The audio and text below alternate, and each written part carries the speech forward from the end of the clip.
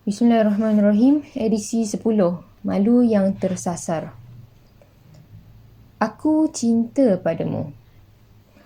Ini adalah sebuah ungkapan yang pada hakikatnya suci, tapi seringkali disalah tafsirkan dan menjadi asbab kelalaian para remaja zaman kini. Cinta bukanlah untuk dihamburkan sesuka hati, apatah lagi kepada yang bukan haknya. Gejala bercinta ataupun couple kini menjadi suatu trend.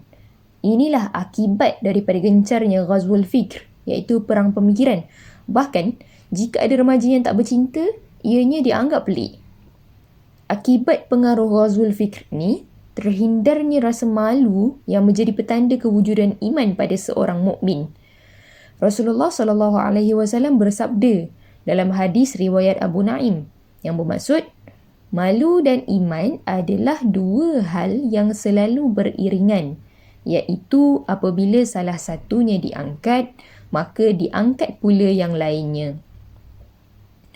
Hal ini demikian kerana sifat malu itu membawa kepada kebaikan dan sudah tentu empunya sifat ini tidak akan terjerumus kepada yang terlarang. Jika wujud rasa malu, mustahil mereka akan melakukan sesuatu yang dilarang oleh Allah Subhanahu wa Ta'ala.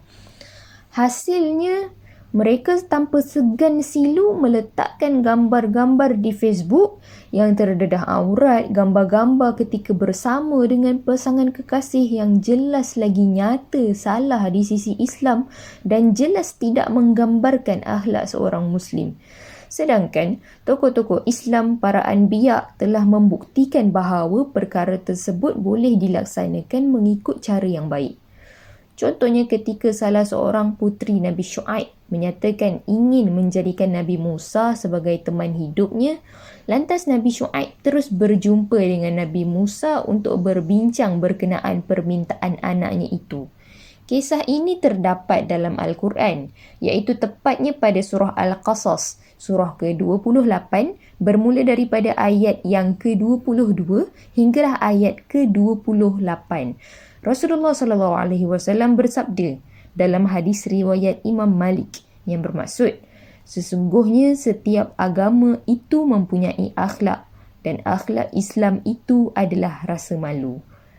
Rasulullah SAW juga bersabda dalam hadis riwayat Bukhari dan Muslim yang bermaksud, dan rasa malu itu adalah cabang dari rasa iman.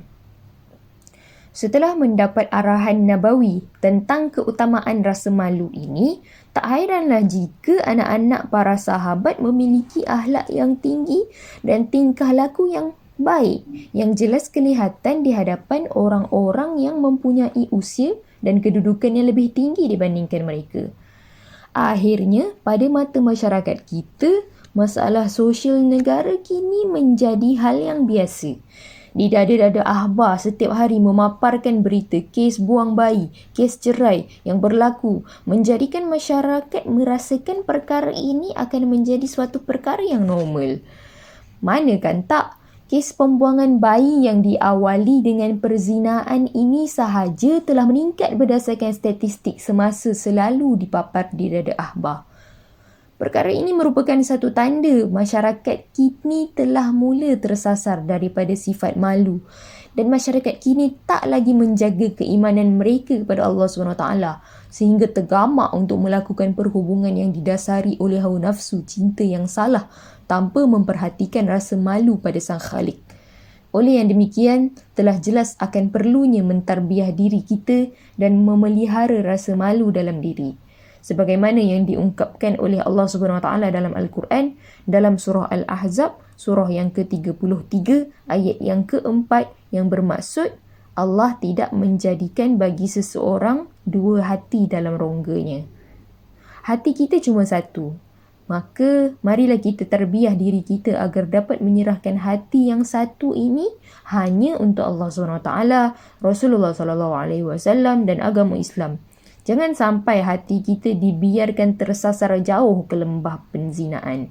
Yakinlah dengan keimanan dan ketakwaan yang disertai rasa malu dan kita akan mampu membina keluarga yang mawaddah warahmah wasakinah yang akan mendapat kebahagiaan berkekalan bukan hanya di dunia bahkan yang lebih utamanya di akhirat kelak.